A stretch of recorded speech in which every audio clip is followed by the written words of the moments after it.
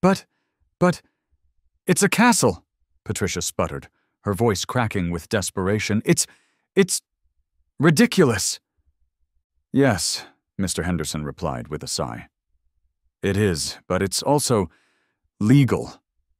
Even her attempt to bring in the local historical society backfired. Patricia had hoped to get them to condemn the castle as historically inaccurate. Instead, they declared it a whimsical tribute to medieval architecture and asked to include pictures in their next newsletter. My backyard shed was the epitome of unremarkable. It was a standard prefab model from the local hardware store, made of that ubiquitous faux wood plastic siding that's supposed to look rustic but mostly just looks plastic. It wasn't pretty, but it was functional.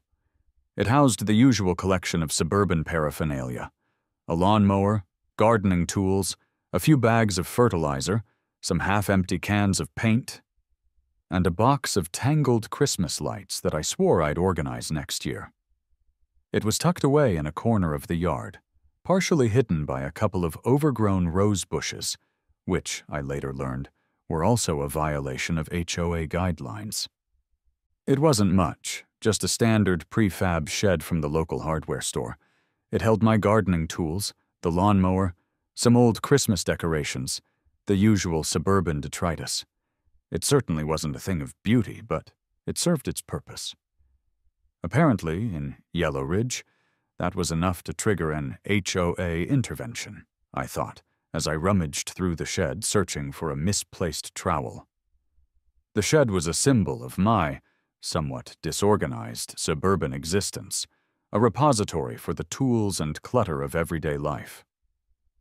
I should have known that any structure, no matter how mundane, could become a battleground in the ongoing war between homeowners and the forces of HOA tyranny. I just didn't realize how quickly, or how absurdly, that battle would escalate. The bright red violation notice, taped to my front door with unnecessary force, was like a declaration of war.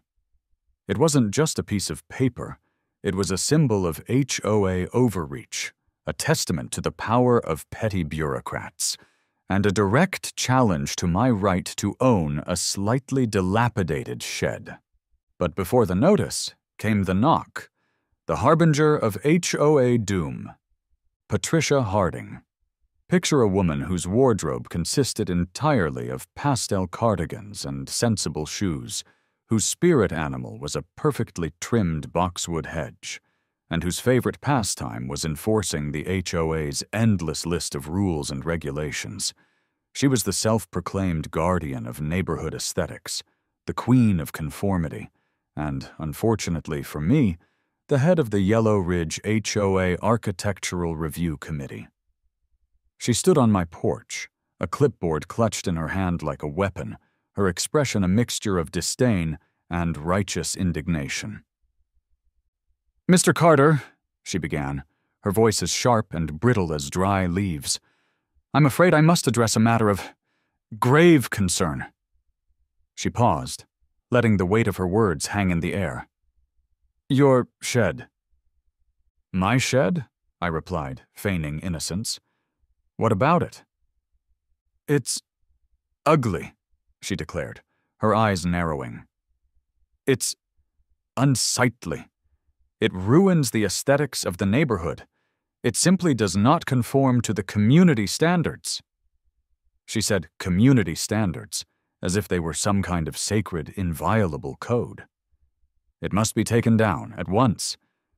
She practically spat the last two words. The bright red HOA violation notice, taped to my front door, was an eyesore in itself. It screamed non-compliant in bold all-caps letters, as if my humble shed were a public health hazard. The notice detailed the alleged violation: backyard structure a shed, aesthetic incompatibility. The reasoning, spelled out in excruciating detail, was a masterpiece of bureaucratic pettiness. Apparently, my shed's exterior finish, that is, faded plastic siding, did not harmonize with the surrounding architectural style, that is, beige boxes. Its placement, that is, in my backyard, was deemed inappropriate, and its overall aesthetic impact, that is, its very existence, was considered a detriment to the community's visual appeal. My internal reaction was a mixture of annoyance, frustration, and a growing sense of disbelief. Were these people serious? Was a slightly weathered shed really such a threat to the neighborhood's aesthetic integrity? This was insane, I thought. The notice demanded that I remedy the violation, that is, remove the shed, within 14 days, or face escalating fines and potential legal action. It was signed in a meticulously neat cursive script by Patricia Harding, chairperson, Architectural Review Committee. I tried to reason with Patricia. I explained that the shed was essential for storing my gardening tools and lawnmower. I pointed out that many other houses in the neighborhood had sheds, though, admittedly, most of them were hidden behind fences or strategically placed shrubbery. I even offered to paint the shed a more acceptable color, though the thought of a beige shed made me shudder. I even pointed to Mrs. Gable's collection of gnomes arranged in an unsettling tableau in her front yard. Surely that was an aesthetic crime. "Those are whimsical, Mr. Carter," she scoffed, before returning her attention to my shed. But it was no use.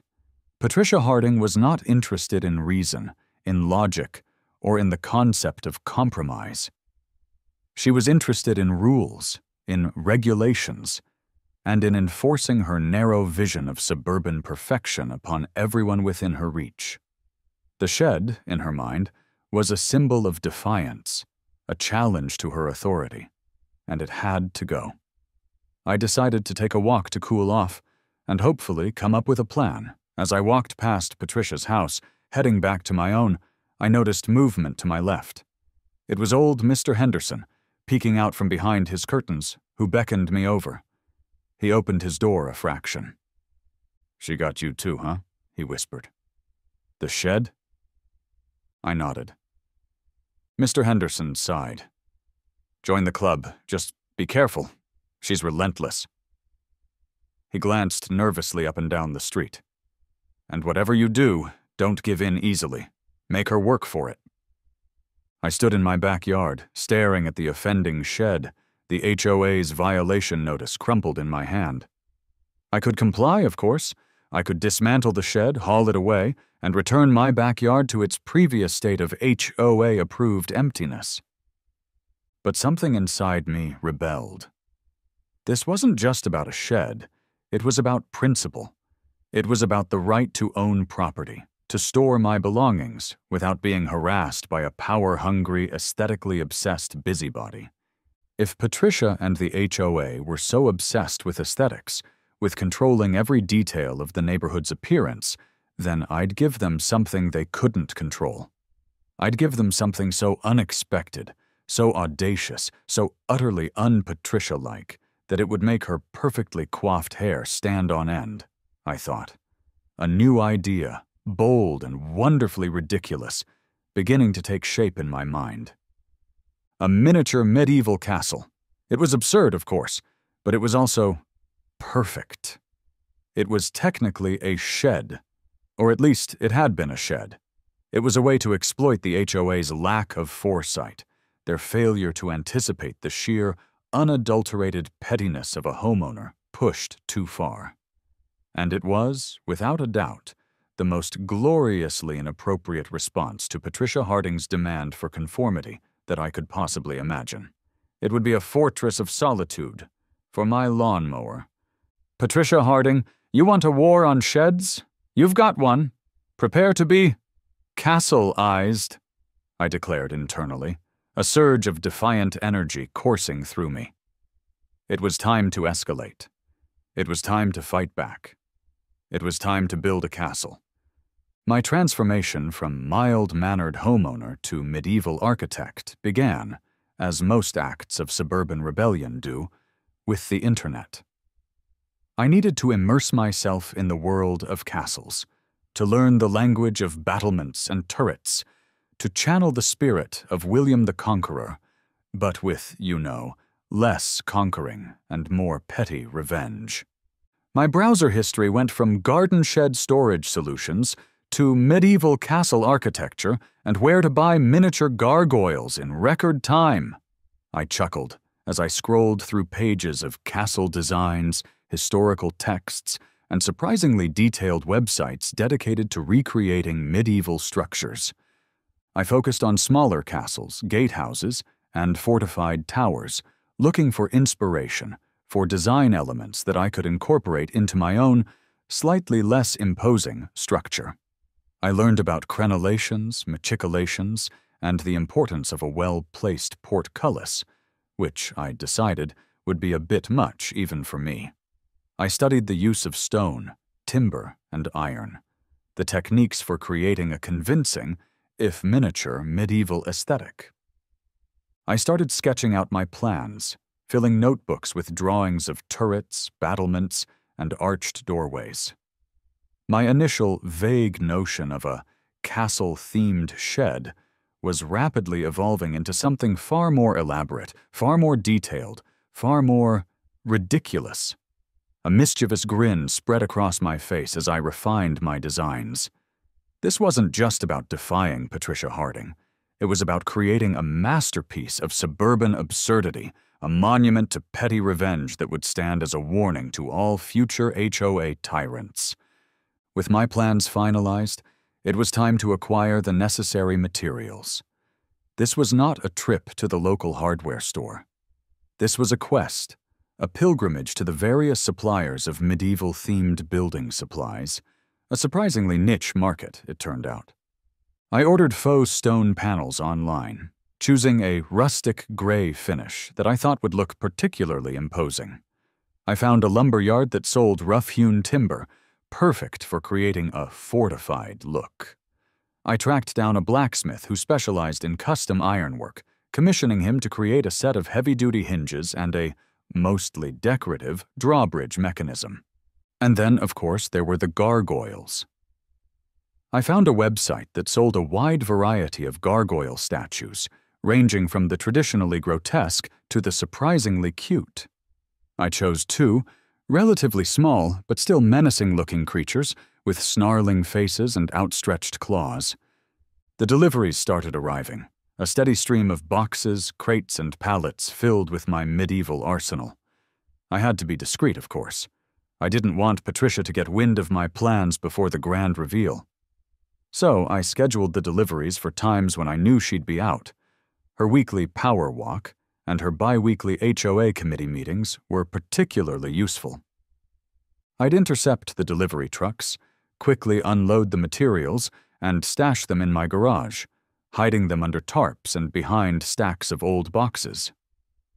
It was like being a spy in my own neighborhood, a secret agent of architectural rebellion, preparing for my ultimate act of defiance. The neighbors, of course, were curious. They'd see the trucks, the piles of materials, and they'd ask questions. Just some minor repairs, I'd say, with a vague wave of my hand. Nothing to worry about. The transformation of my humble shed into a miniature medieval castle was a gradual yet dramatic process. It was like watching a time-lapse video of a flower blooming, only instead of a flower, it was a fortress, and instead of blooming, it was becoming increasingly ridiculous. I started by reinforcing the shed's existing walls, adding extra supports and bracing to handle the weight of the faux stone panels. Then came the panels themselves, carefully applied to the exterior, transforming the bland plastic siding into a relatively convincing imitation of ancient stonework. Next, I built the turrets, 4 small cylindrical towers, one at each corner of the shed. They were purely decorative, of course, but they added a touch of architectural flair, a hint of medieval grandeur. I topped each turret with battlements, those iconic, notched parapets that are synonymous with castle design. The drawbridge-style door was the most challenging part of the project. I replaced the existing shed door with a heavy wooden door, reinforced with iron studs and fitted with massive wrought iron hinges. I rigged up a simple pulley system, allowing the door to be raised and lowered, with a satisfying thunk, creating the illusion of a functional drawbridge. And finally, I placed the gargoyles. I positioned them on either side of the doorway, their snarling faces glaring out at the world, their stone claws seeming to grip the faux stone walls. They were the guardians of my castle, the silent sentinels of my suburban fortress. The neighbors, as always, were watching. They'd gather at the edge of my property, whispering to each other, pointing and staring.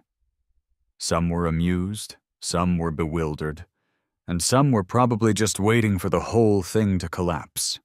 Patricia Harding, of course, was horrified. She'd storm over, her face a mask of fury, and demand to know what I was doing. "Just making some minor repairs, Patricia," I'd reply, with a perfectly innocent smile. "Improving the structural integrity of the shed. You know, safety first." I made sure to use phrases like routine maintenance and necessary upgrades to keep her guessing and infuriated. And then finally it was done. My masterpiece, my monument to petty revenge, my suburban castle. It wasn't a real castle, of course. It was a shed, cleverly disguised as a medieval fortress. But it was also more than that. It was a statement. A declaration of independence, a giant middle finger to the forces of HOA conformity. The faux stone facade, the turrets, the battlements, the drawbridge door, the gargoyles.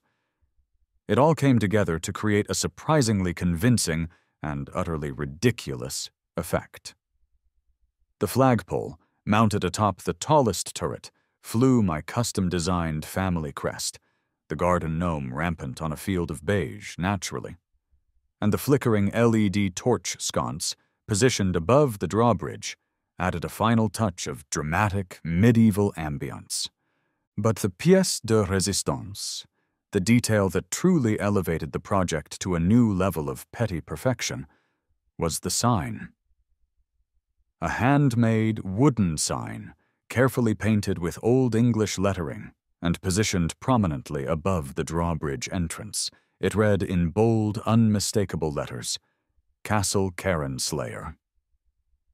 It was magnificent. It was ridiculous. It was perfect. And it was all completely 100% HOA loophole exploiting, as far as I could tell, I thought, surveying my creation with a mixture of pride and amusement. It was a bold statement, a defiant gesture, and a constant, unavoidable reminder of Patricia Harding's impending doom. The stage was set. The castle was complete. And the battle for suburban supremacy was about to begin. The unveiling of Castle Cairnslayer was a moment I'd been eagerly anticipating, and Patricia Harding's reaction did not disappoint. I'd timed the completion of the project to coincide with her usual morning power walk, ensuring that she'd be among the first to witness my glorious, shed-based fortress in all its medieval splendor. And her reaction? It was operatic. It was a meltdown of epic proportions, a Karen-esque explosion of rage and disbelief that would forever be etched in the annals of suburban legend. She stopped dead in her tracks, her perfectly coordinated pastel tracksuit suddenly seeming wildly out of place against the backdrop of faux stone and wrought iron. Her jaw dropped, her eyes widened, and her face went through a series of colors that I didn't even know were possible. She looked like she'd just stumbled upon an alien invasion, or perhaps a particularly offensive display of improperly placed garden gnomes. Then the screaming started. This is unforgivable, she shrieked, her voice reaching a pitch that could shatter glass and probably set off car alarms. She stormed towards my house, her fists clenched, her clipboard clutched to her chest like a shield. You've turned your shed into a medieval fortress. It's an abomination. I emerged from behind one of the turrets, a picture of calm, unruffled composure. "Good morning, Patricia," I said, my voice dripping with feigned politeness. "I see you've noticed my exterior modifications. What do you think?" I was going for a historically inspired look. "Historically inspired?" she sputtered, her face now a shade of purple that I'd previously only seen on overripe eggplants. "We live in suburbia. There's no historical precedent for this." She gestured wildly at the castle, as if it were some kind of monstrous, fire-breathing beast. "It's an architectural statement, Patricia," I corrected her gently. "A tribute to historical design. A celebration of craftsmanship. And, as I'm sure you're aware, decorative landscaping is perfectly permissible under the HOA guidelines." "It's a shed!" she roared, her voice cracking with outrage. "With gargoyles and a drawbridge." She pointed a trembling finger at each offending feature, as if listing the ingredients of a particularly disgusting potion. "The drawbridge is functional, Patricia," I explained. "It enhances security, and the gargoyles are aesthetically pleasing. They add a touch of whimsy." I paused for effect. "Besides," I added with a wink, "the HOA never specified what kind of shed we couldn't have, just that we couldn't leave the old one as it was." Watching Patricia's face contort with rage and disbelief was more satisfying than any perfectly organized tool shed could ever be, I thought, struggling to suppress a laugh. She was practically vibrating with fury, her perfectly coiffed hair threatening to come undone. It was a performance for the ages, a meltdown of epic proportions, and I was enjoying every second of it. Patricia, predictably, called an emergency HOA meeting demanding the immediate removal of Castle Cairnslayer and a complete overhaul of the neighborhood's architectural guidelines. She envisioned a swift condemnation, a unanimous vote to dismantle my fortress, a restoration of order and beige to Sunridge Estates. She was, as usual, in for a rude awakening. The meeting, held in the same beige-walled community center room, was a scene of utter chaos. Patricia, looking increasingly frantic and disheveled, presented a PowerPoint presentation titled "Sheds of Shame: Why Backyard Castles Threaten Our Community." The presentation was a masterpiece of fear-mongering and hyperbole, filled with blurry photos of my castle, exaggerated claims about its negative impact on property values, and a series of increasingly unlikely scenarios. Slide 1. Structural instability. Risk of collapse. With a picture of a cartoon castle crumbling to the ground. Slide 2. Attracting undesirable elements, children. With a picture of kids playing happily around the castle. Slide 3. Violation of aesthetic harmony. With a picture of my castle next to a picture of a perfectly manicured, utterly boring beige house. Slide 4. Historical inaccuracy, a mockery of true medieval architecture. With a picture of a real castle next to a picture of my shed castle. Her arguments were met with a mixture of skepticism, amusement, and outright hostility. The other HOA members, it turned out, were not as enthusiastic about banning castles as Patricia had hoped. Some were secretly impressed by my audacity. Others were simply tired of Patricia's constant complaining. And a few, I suspected, were secretly hoping I'd invite them over for a medieval-themed party. While Patricia fumed and plotted, the rest of the neighborhood was embracing Castle Cairnslayer with open arms. What had started as a source of curiosity and amusement quickly became a point of local pride, a quirky landmark, a symbol of Sunridge Estate's slightly rebellious spirit. Families would stroll by in the evenings, admiring the stone facade, the flickering torchlight, and the fierce-looking gargoyles. children would pretend to be knights, storming the castle, defending it from imaginary dragons, and generally having the time of their lives. Teenagers started using the castle as a backdrop for their social media posts, posing in front of it, striking dramatic poses, and generally adding to the growing legend of the suburban castle. Even some of the older residents, the ones who'd initially sided with Patricia, started to come around, admitting that the castle was rather impressive and added a certain je ne sais quoi to the neighborhood. The local newspaper, always on the lookout for a good human interest story, ran a feature article titled "The Suburban Castle That Defied the HOA." The article described my castle in glowing terms, highlighting its unique design, its whimsical charm, and its surprisingly positive impact on the community.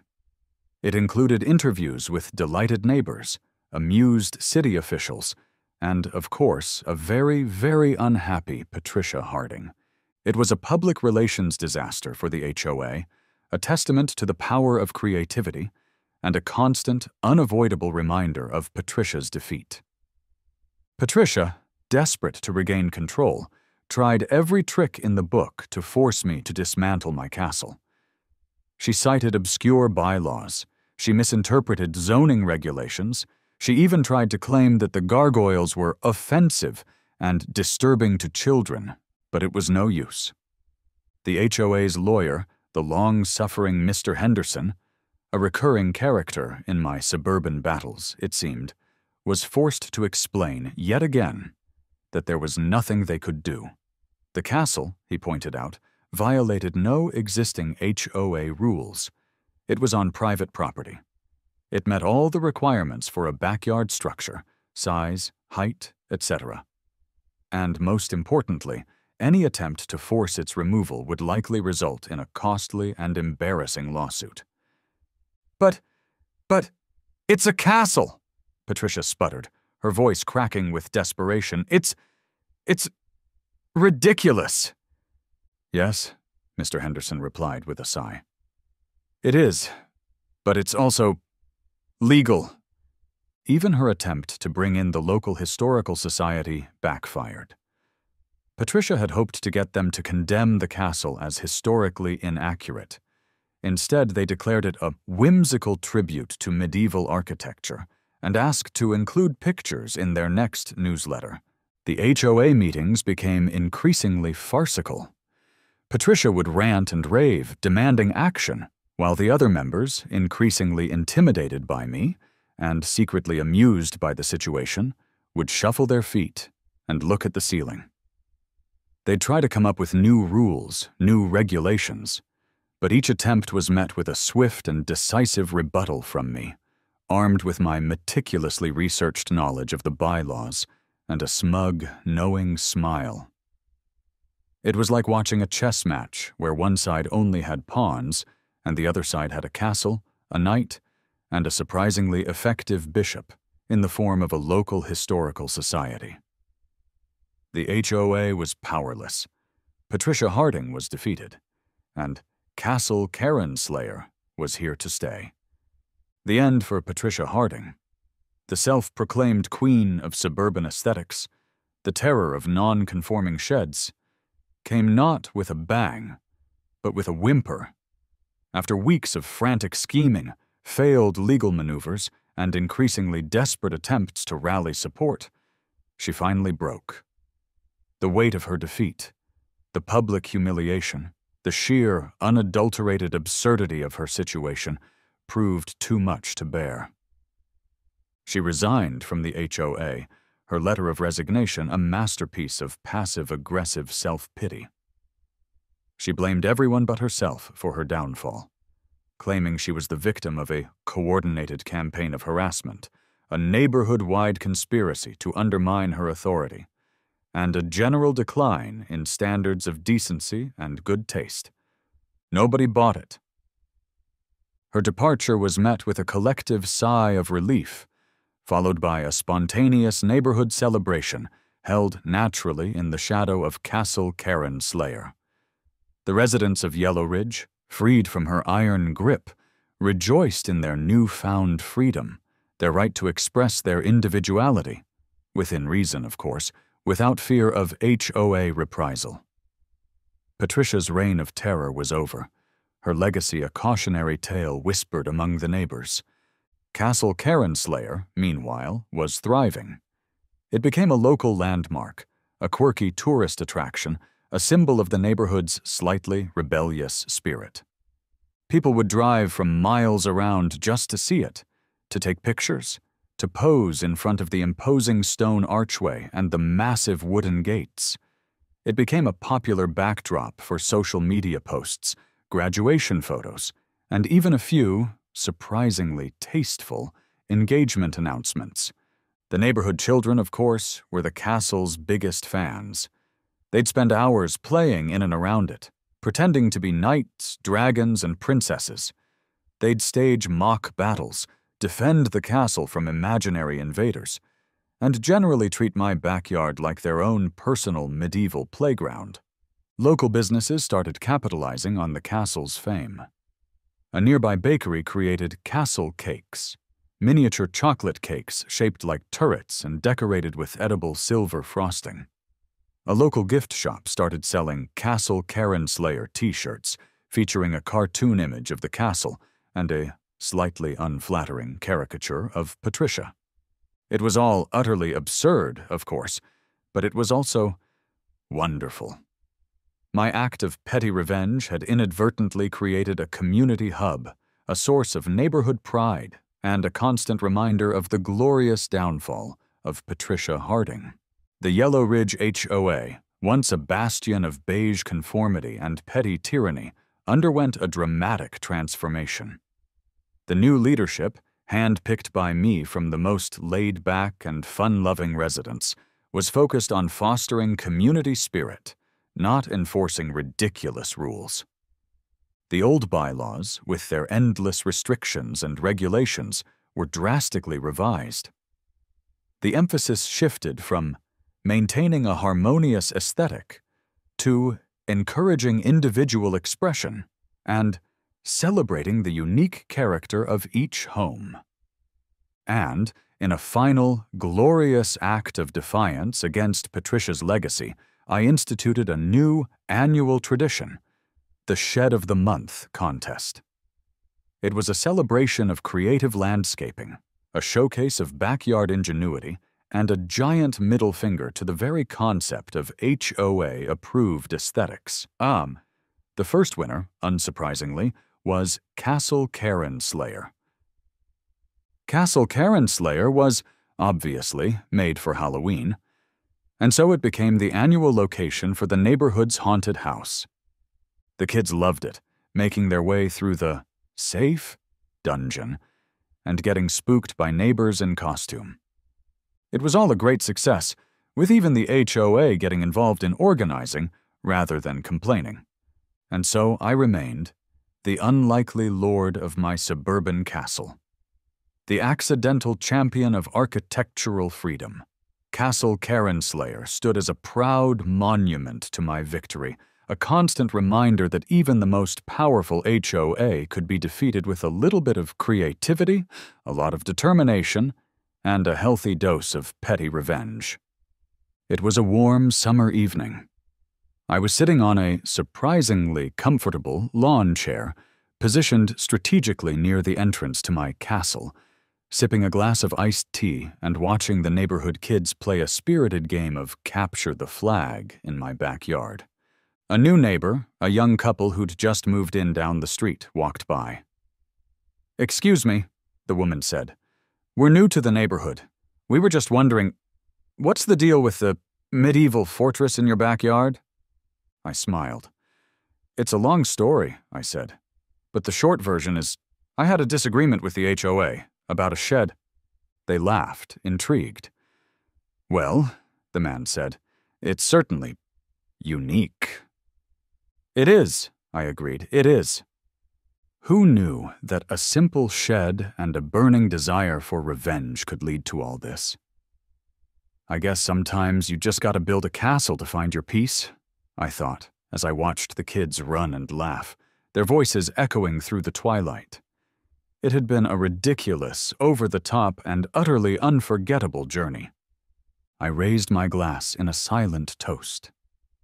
To Castle Cairn Slayer, may it forever stand as a monument to the triumph of creative landscaping over conformity, and a warning to all future HOA tyrants.